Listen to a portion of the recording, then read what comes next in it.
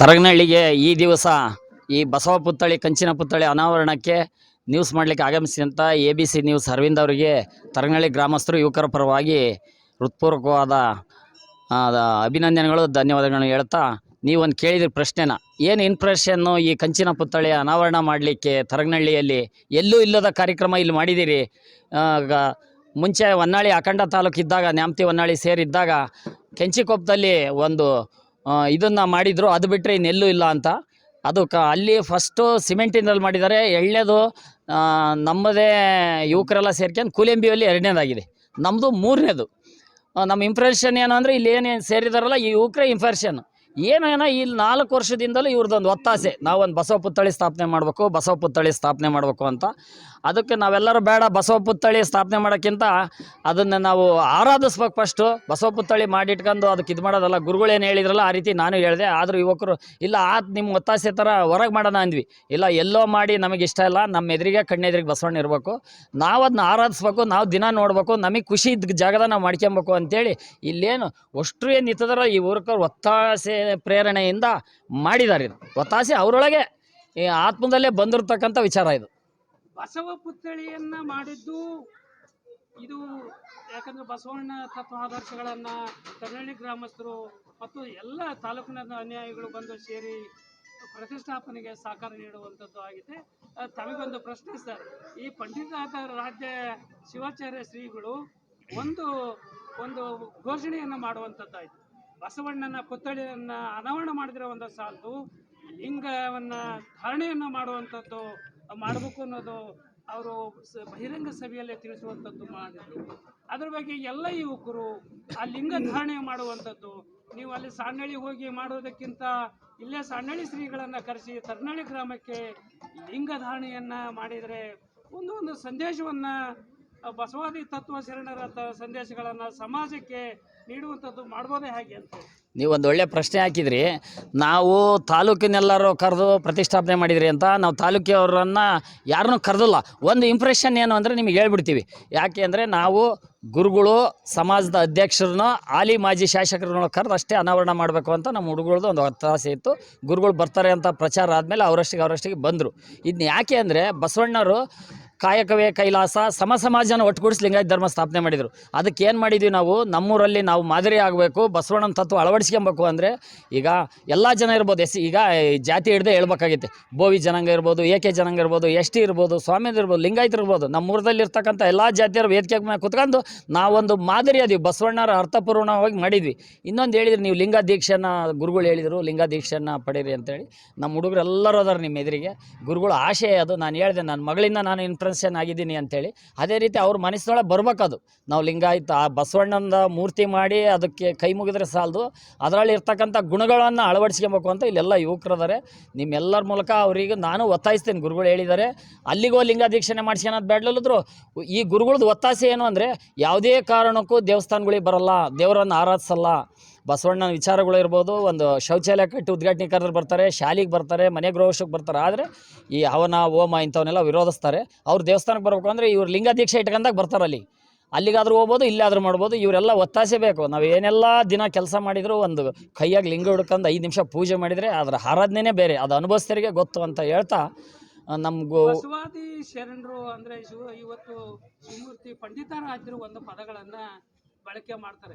ತರಗನಹಳ್ಳಿ ಗ್ರಾಮದಲ್ಲಿ ಇರ್ತಕ್ಕಂಥ ಏನು ಅಂಗಡಿ ಮಾಲೀಕರಿದ್ದಾರೆ, ಅಂಗಡಿಗಳಿದ್ದಾವೆ, ಈ ಗುಟ್ಕಾವನ್ನು ಬ್ಯಾನ್ ಮಾಡೋದ್ರಿಂದ ತತ್ವ ಸಿದ್ಧಾಂತಗಳನ್ನು, ಬಸವಾದಿ ತತ್ವ ಸಿದ್ಧಾಂತಗಳನ್ನು ಈ ಪ್ರತಿಷ್ಠಾಪನೆ ಮಾಡಿದ್ದಕ್ಕೆ ಸಾರ್ಥಕತೆ ಆಗತ್ತೆ ಅನ್ನೋದು ಶರಣರು ಹೇಳುವಂಥದ್ದಾಯಿತು. ಇಲ್ಲ ಒಂದು ಕಡೆ ಪ್ರಯತ್ನವನ್ನು ಮಾಡ್ಬೋದೇ ಹೇಗೆ ತಾವುಗಳು? ಎಲ್ಲ ಮಾಡ್ಬೋದು. ನಾವು ಹೇಳೋದು ಸರ್ಕಾರ ನಿಷೇಧ ಮಾಡಿದರೆ ಅಷ್ಟೇ ಇವೆಲ್ಲ ನಿಲ್ಲಕ್ಕೆ ಸಾಧ್ಯ.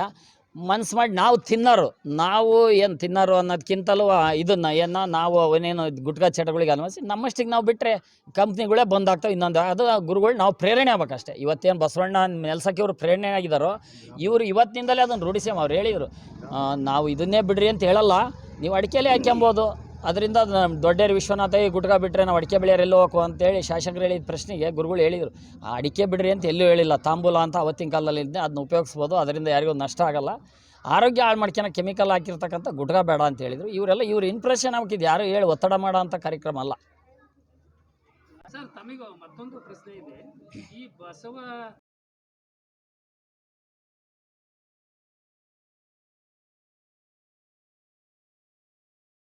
ಗೋಸ್ಕರ ಮಾಡುವಂಥದ್ದಾಯಿತು, ಶ್ರಮ ಹಾಕಿದ್ರಿ ಅಂದರೆ ಇದು ಹೇಳಿದೆ 4 ವರ್ಷದ ಹಿಂದಿನ ಕನಸಿತ್ತು. ಮೊನ್ನೆ ತಾಲೂಕು ಮಟ್ಟದಲ್ಲಿ ಬಸವ ಪುತ್ಥಳಿ ಮಾಡೋಕ್ಕೆ ನಾವು ಲಕ್ಷ್ಮಣ್ಣ ಅಂತೇಳಿ ಅಂಕುಶ್ ದೊಡ್ಡಿ ರಾಯಚೂರು ಡಿಸ್ಟಿಕ್ಕು ಮಸ್ಕಿ ತಾಲೂಕಿಗೆ ಹೋಗಿದ್ವಿ. ಅಲ್ಲಿ ಹೋದಾಗ ಕೊಟ್ವಿ, ಏನೋ ಕಾರಣಾಂತರಗಳಿಂದ ಗೊಂದಲಾಗಿ ಅದು ಆಗುತ್ತೆ ಮುಂದಿನ ದಿನಗಳಾಗಿ ಯಶಸ್ವಿಯಾಗಿ, ಆದರೆ ಈ ಕಾರಣಾಂತರಗಳಿಂದ ನಿಲ್ಲಾಗಿದೆ.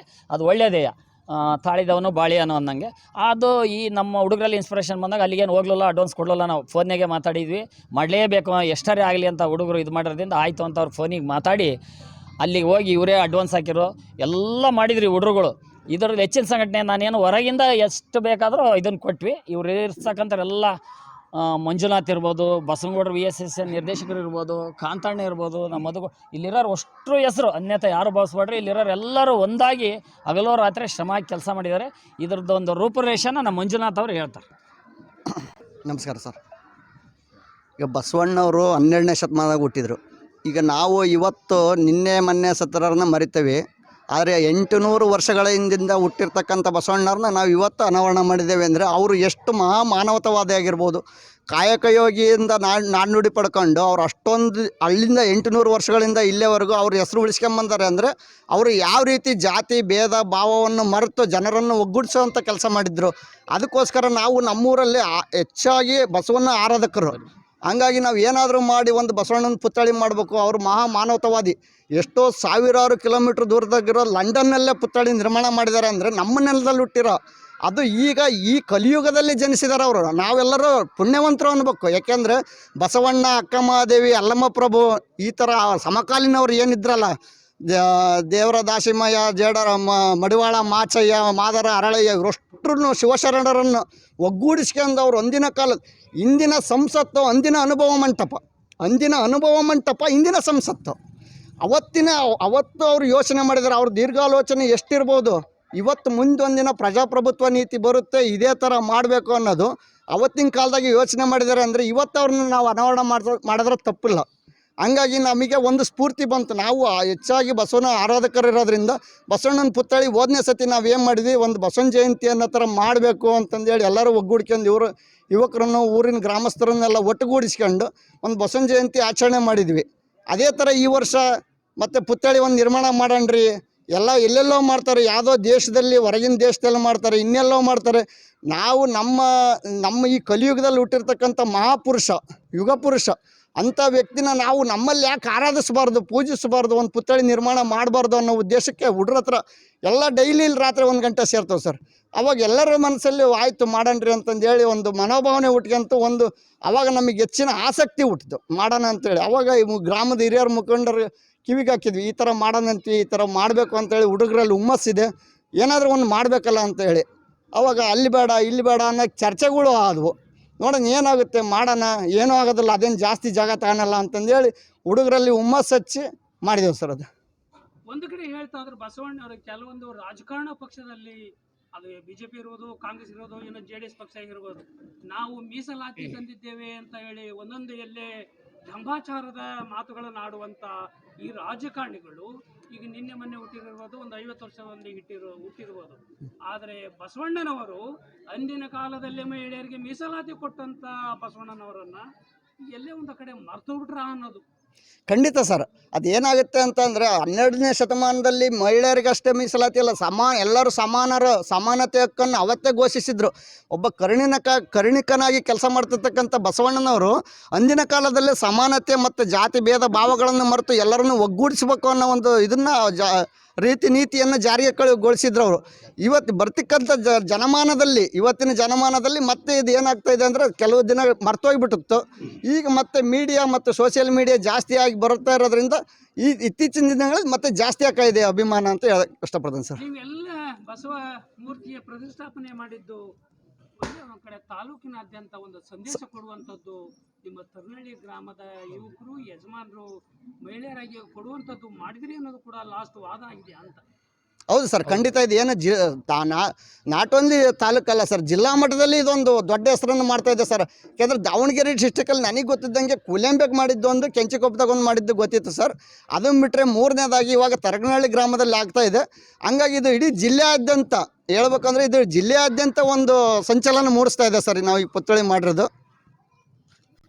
ಈ ಒಂದು ಬಸವ ಪುತ್ಥಳಿಗೆ ಈ ಒಂದು ಕಂಚಿನ ಪ್ರತಿಮೆ ಲೋಕಾರ್ಪಣೆ ಮಾಡಿದಂತಹ ಶ್ರೀ ಶ್ರೀ ಶ್ರೀ ಡಾಕ್ಟರ್ ಪಂಡಿತಾರಾಧ್ಯ ಶಿವಾಚಾರ್ಯ ಮಹಾಸ್ವಾಮಿಗಳು, ತರಳಬಾಳು ಶಾಖಾ ಮಠ ಸಾಣಿಹಳ್ಳಿ ಇವರ ಒಂದು ಅಧ್ಯಕ್ಷತೆಯಲ್ಲಿ ಈ ಒಂದು ಕಂಚಿನ ಪುತ್ಥಳಿ ಲೋಕಾರ್ಪಣೆಗೊಂಡಿದೆ. ಈ ಕಂಚಿನ ಪುತ್ಥಳಿ ಲೋಕಾರ್ಪಣೆ ಮಾಡಿದ್ದಕ್ಕೆ ಶ್ರಮಿಸಿದಂಥ ಮೊಟ್ಟ ಮೊದಲ ಬಾರಿಗೆ ತರಗನಹಳ್ಳಿಯ ಎಲ್ಲ ಯುವ ಮಿತ್ರರಿಗೆ ಧನ್ಯವಾದಗಳನ್ನು ಹೇಳ್ತೇನೆ.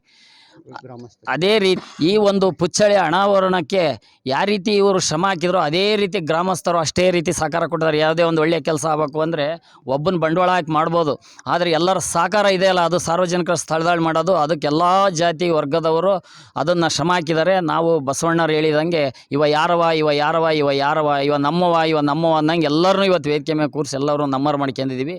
ಈ ಒಂದು ಬಸವಣ್ಣ ಆ ಪುಣ್ಯಾತ್ಮಕ್ಕೆ ನಾವು ಯಾರು ಹೋಲಿಸ್ಕೊಳಕ್ಕಾಗಲ್ಲ. ಅಟ್ಲೀಸ್ಟ್ ಅವ್ರ ಕಣ್ಣಳದಳು ಒಂದು ಧೂಳ್ನಾರೆ ನಾವು ಅಳವಡಿಸ್ಕೊಬೇಕು. ಫಸ್ಟ್ ನಾವು ಅಳವಡಿಸ್ಕೊಂಡು ಬೇರೆ ಮಾದರಿ ಆಗಬೇಕು ಅಂತ ಹೇಳ್ತಾ ಈ ಒಂದು ಕಾರ್ಯಕ್ರಮಕ್ಕೆ ತಾಲೂಕಾದ್ಯಂತ ಜಿಲ್ಲಾದ್ಯಂತ ಪ್ರಕಟಣೆಯನ್ನು ನೋಡಿ ಅವರಷ್ಟೇ ಬಂದವ್ರ ಸ್ಫೂರ್ತಿಯಾಗಿ ನಾವು ಯಾರಿಗೂ ಕರೆದಿಲ್ಲ. ಮತ್ತೊಮ್ಮೆ ಬಂದಿರತಕ್ಕಂಥ ಎಲ್ಲ ಗಣ್ಯಮಾನ್ಯರಿಗೂ, ಗುರುಮಾನ್ಯರಿಗೂ, ಯುವಕ ಮಿತ್ರರಿಗೂ, ತರಗನಹಳ್ಳಿಯ ಎಲ್ಲ ಗ್ರಾಮಸ್ಥರಿಗೂ ತುಂಬ ಹೃದಯದ ಈ ಯುವಕ ಮಿತ್ರರ ಪರವಾಗಿ ಹೃತ್ಪೂರ್ವಕವಾದ ಮತ್ತೊಮ್ಮೆ ಧನ್ಯವಾದಗಳನ್ನು ಅರ್ಪಿಸುತ್ತೇನೆ.